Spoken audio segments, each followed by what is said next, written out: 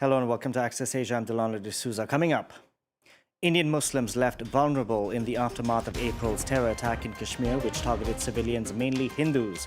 Kashmiris studying around the country tell France 24 they keep their origins to themselves. Plus, the Trump administration suspends student visa interviews at US missions. It's placed the future of many Indian and Chinese students in doubt. Last month, a well-known Muslim intellectual was arrested in New Delhi for social media posts on India's recent military operation against Pakistan.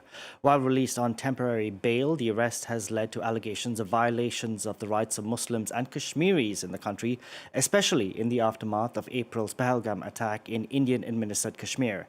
It led to the killing of 26 civilians, most of them Hindus. Ashoka University, just on the outskirts of New Delhi, is at the heart of a controversy.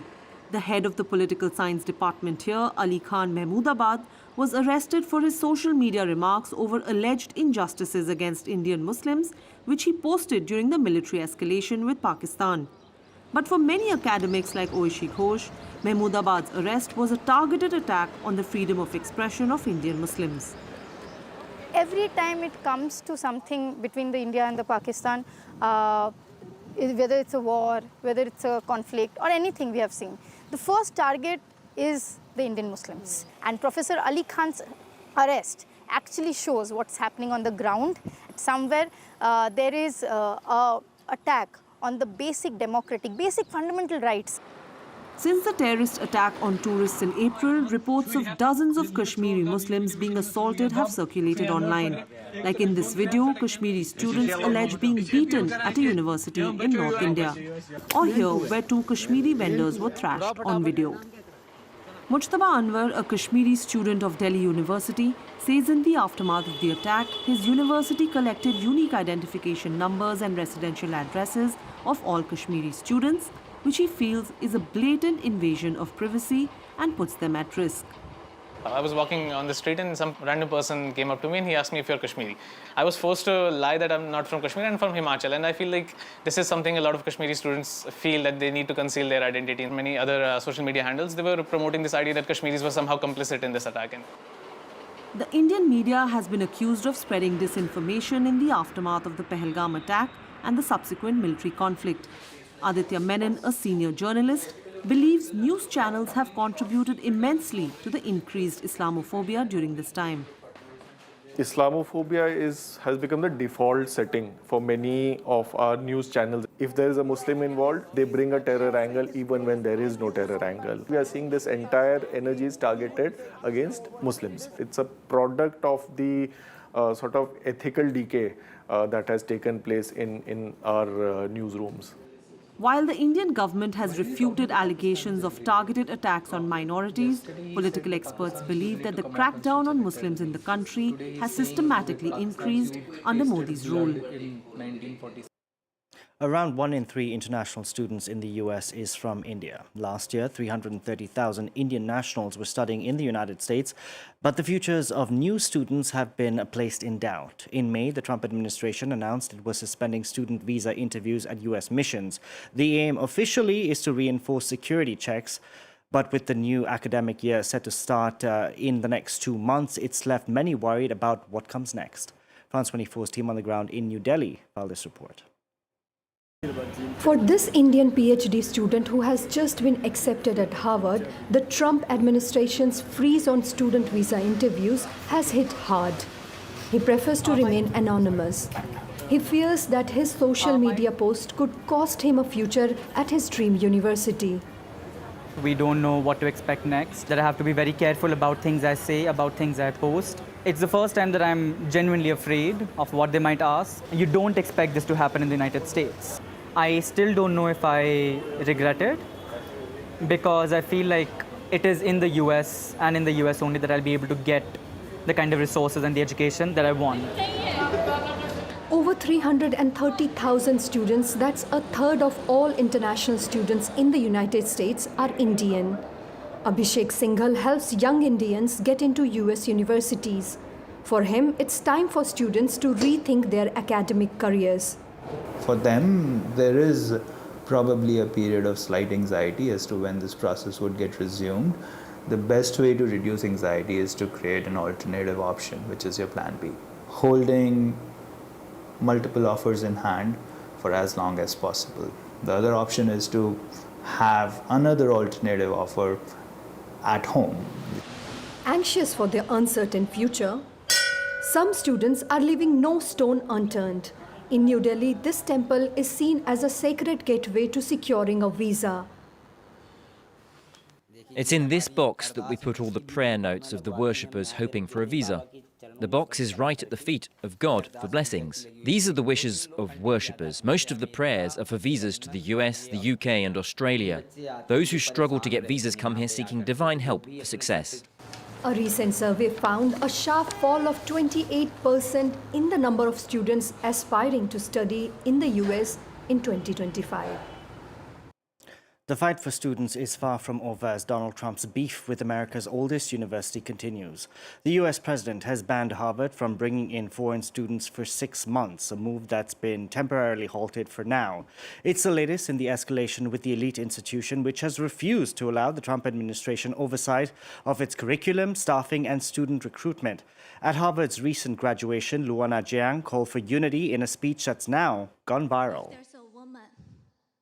When the world feels stuck in spinning ghost mode, just remember, as we leave this campus, we carry everyone we've met, across wealth and poverty, cities and villages, faith and doubt.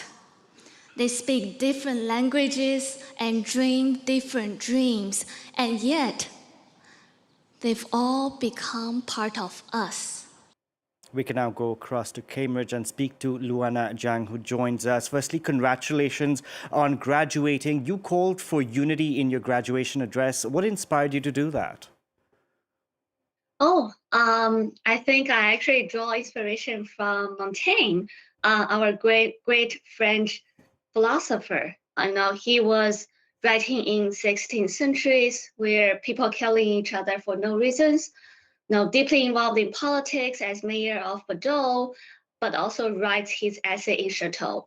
I think one of his favorite lines that I really love is, we do not need to harden our hearts with those plates of steel. It is enough to harden our shoulders. It is enough to dip our pens in ink without dripping them in blood. And that was one of my favorite lines from Montaigne. And in my speech, I condense it into stay soft in hard times.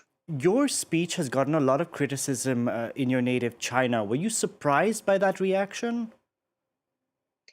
I expected some criticism, but I'm actually surprised to see how quickly the event gets politicized. I think to some extent, my own experience has become a living illustration of my speech. And I think we're living in a time where all of us are very exhausted and disillusioned of the grand narratives about humanity rises and falls as one. So I would say a lot of the criticism is not against me. It's against, it's a reflection of the time that we live in. Now, China sends a huge number of students to the United States. You know this. What do you think lures a lot of people to the U.S.? I think, at least from my own experiences, when I chose to come here and study in the U.S., I was really lured by how diverse the student body is. Because if we think the mission of higher education is to educate the students to go out and change the world, you cannot change the world without understanding the world.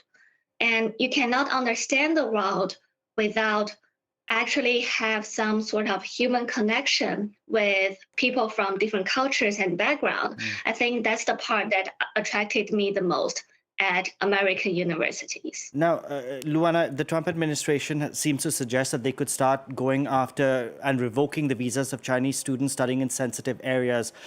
You were a student yourself until recently. How does this make you feel when you see students getting caught up in the crosshairs between two nations? I think you were spot on. it's pretty heartbreaking to see that, and associate Chinese students with spy is a very unfortunate reality. And I think having Chinese students here in the United States also opens a door for Americans to understand how China actually looks like. China and America are two of the most powerful countries in the world, and we humanities are facing a lot of dire challenges, and we cannot solve those problems without two countries holding hands and join force with each other. So that's why I decided to come out and have this speech. In essence, ban the existence of Chinese students and do you think this could also sort of force talent to stay at home and also push Chinese institutions to create world-class educational facilities? I mean, if Chinese universities could take this opportunity to create more world-class universities, I think that would be a great thing. But I think for Chinese students, a lot of us wanted to go abroad to get ourselves exposed to different countries and cultures. So I'm not so surprised if a lot of Chinese students are thinking about other places and other universities where they feel more safe and the political environment is more stable. Indeed, Luanna Jiang, thank you so much for speaking to us, and good luck in whatever is to come in your future. Thank you very much. Thank you for having me. No problem. Pleasure. That's it for this edition of Access Asia. From all of us on the team, thank you very much for watching.